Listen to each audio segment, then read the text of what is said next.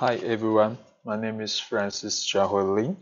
It's a pleasure today to present you my study.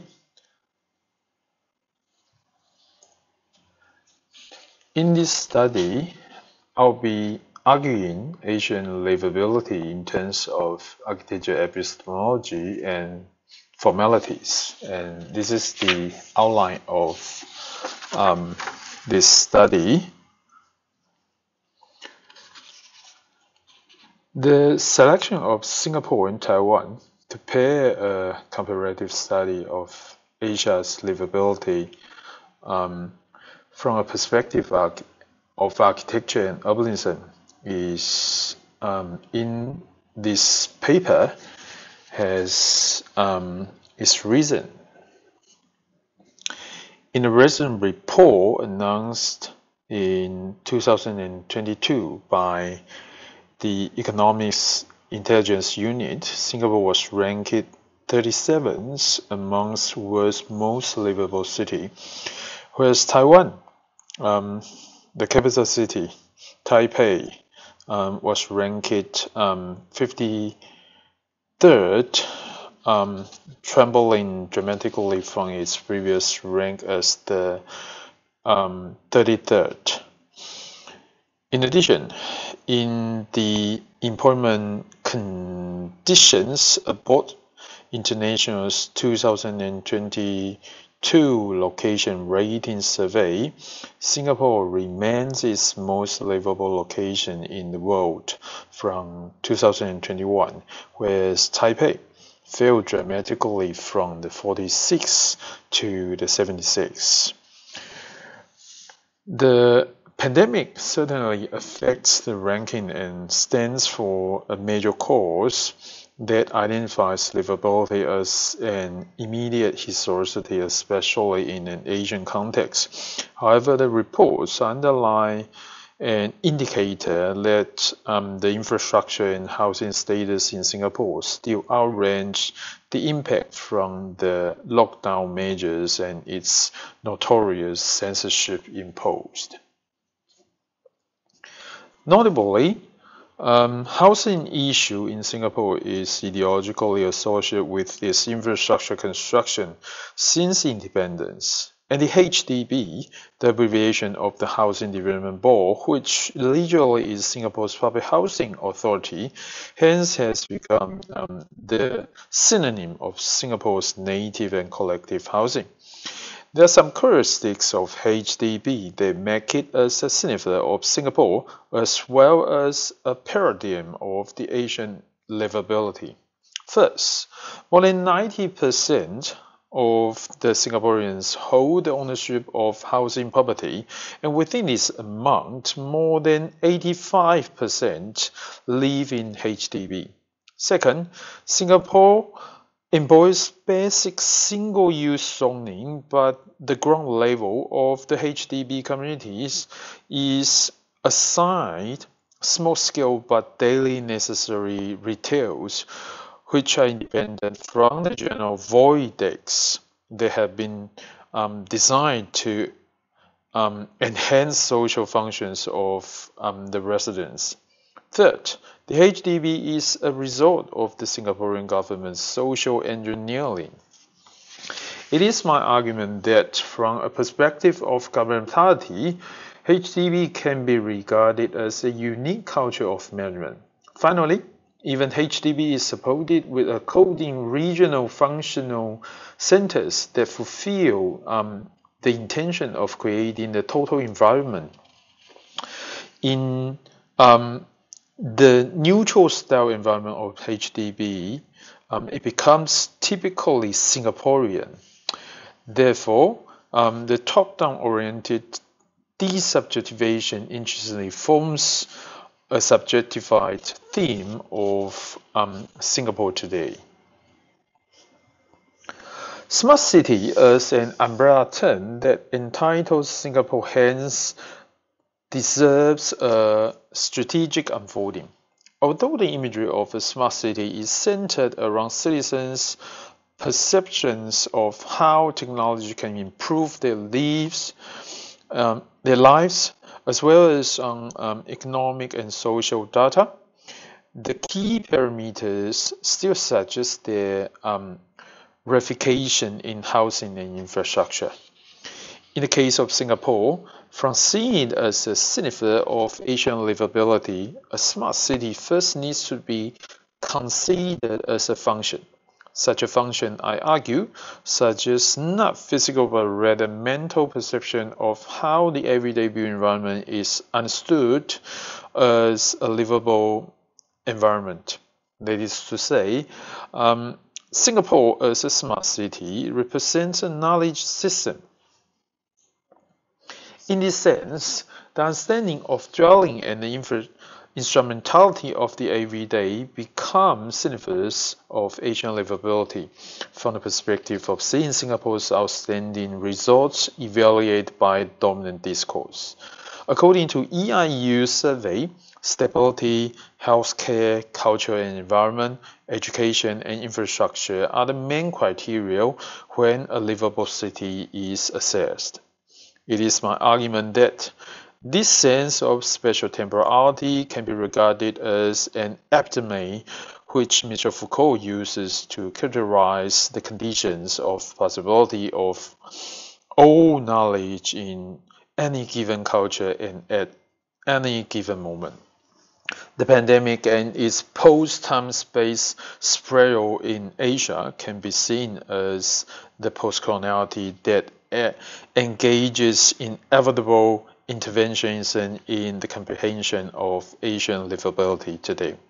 Housing, especially public housing, hence reflects the materialization of the power knowledge institutionalization. Hiroshi Hawa suggests that dwelling and the everyday are complicated, driven by different historical and spatial concerns. It is my argument that, apart from the materialized function, housing in Singapore, in Asia today, translates a particular knowledge system. In Singapore, it is undeniable that this urban instrumentality has been associated with both the negative and the positive scenarios. Either way, in terms of Singapore being regarded as a smart city, dwelling and the everyday can be identified as epistemological signifiers of an urban function.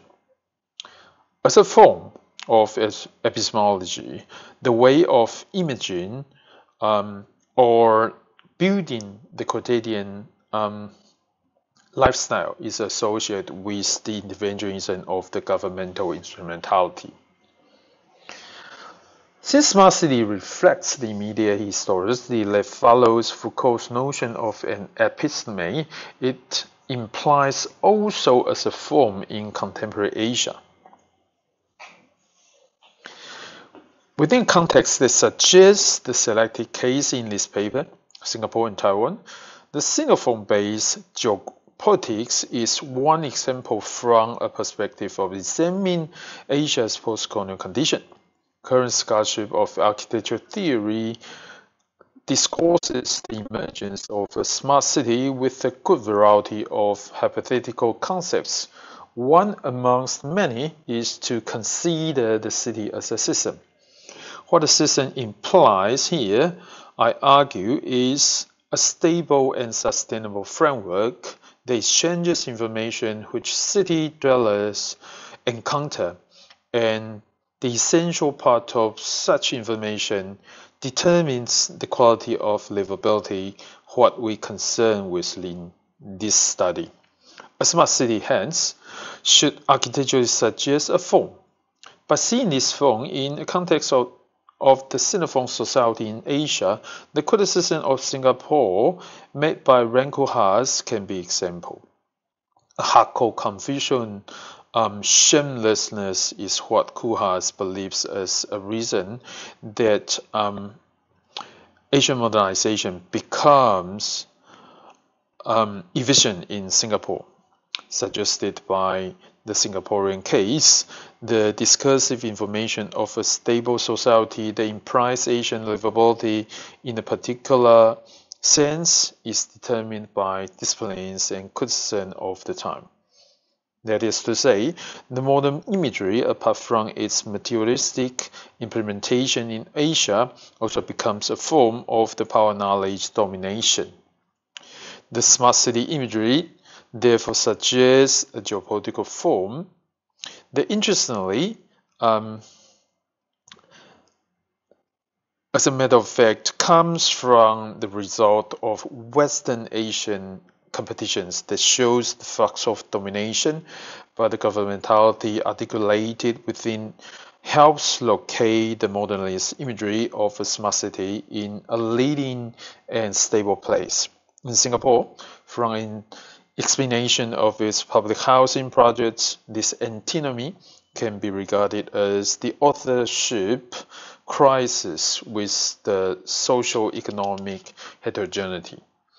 As an ideology to acknowledge such heterogeneity, this spatial flexibility is just like Bakhtin's Conoma that views the spatial temporality in HDB, where appears to be a great similarity in every project.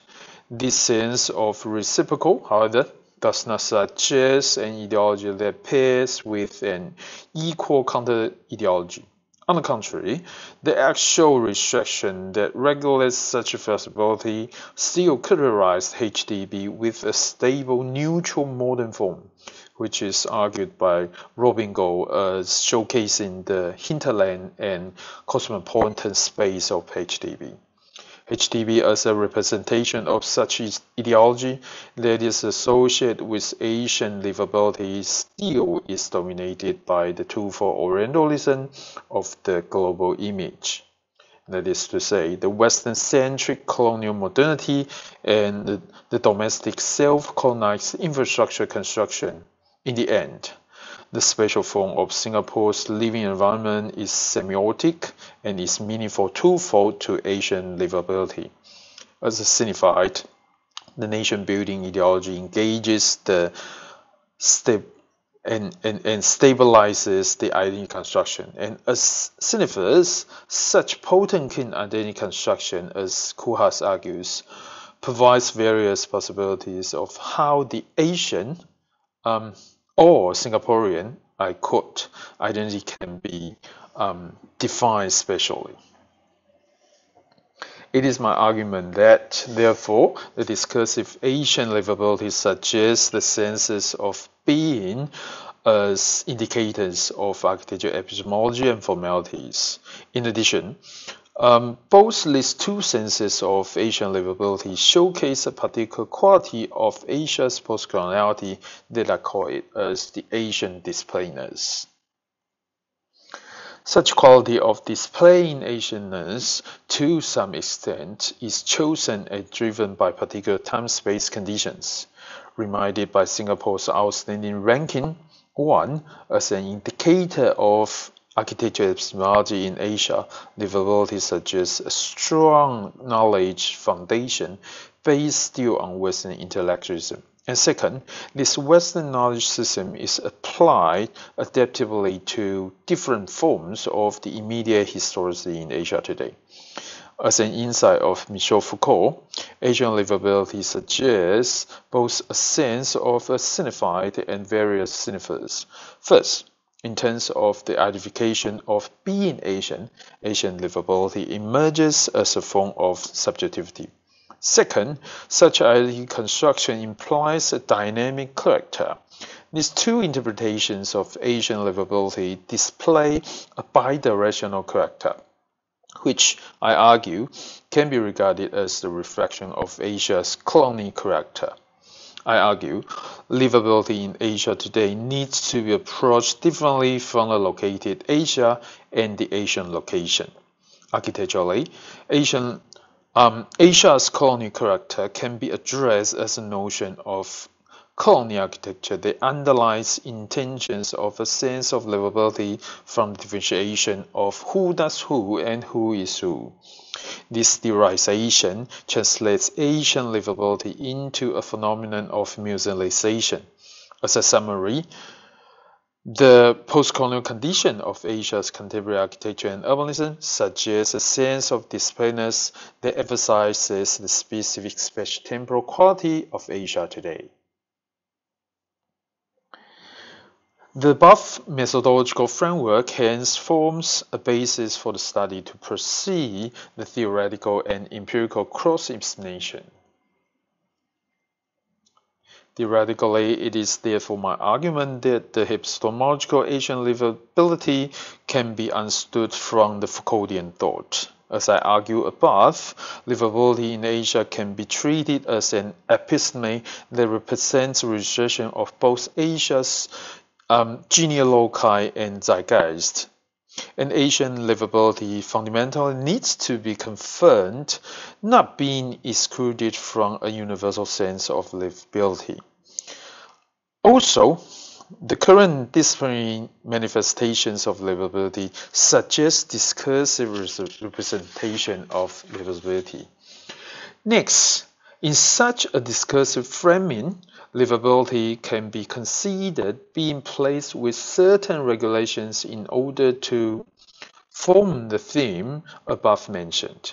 Since livability fits into Foucault's insight into the conspiracy shaped by power and knowledge, the discursive domination of such a notion that creates universality and superiority in modern society evidences the omnipresence of power, and it is apparently everywhere. In the Asian context, I argue livability even becomes an emergent knowledge system that not only subjectivizes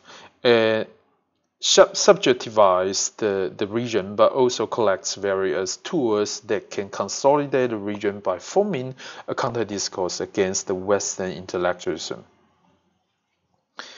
The theoretical examination of Asian livability helps establish a platform of comparing and contrasting Singapore and Taiwan. In recent years, the property developers in Taiwan have invented a build form that is widely regarded as the Singaporean house. Whilst this phenomenon looks like implanting the livability suggested by the Singaporean built environment, it is my argument that the Singaporean houses in Taiwan do not address the epistemological aspect but concentrate more on the formalities to materialize an imagined geography of such Asian livability.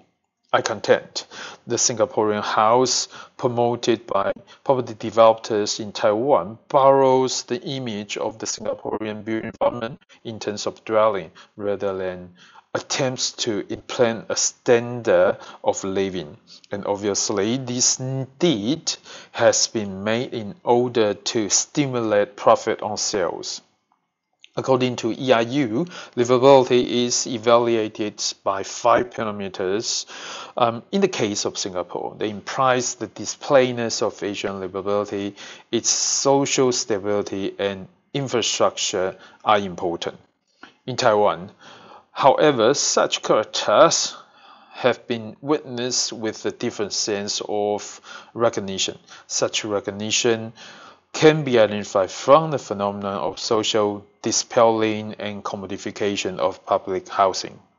Interestingly, Singapore was particularly treated as a positive reference throughout the years of public housing development in Taiwan.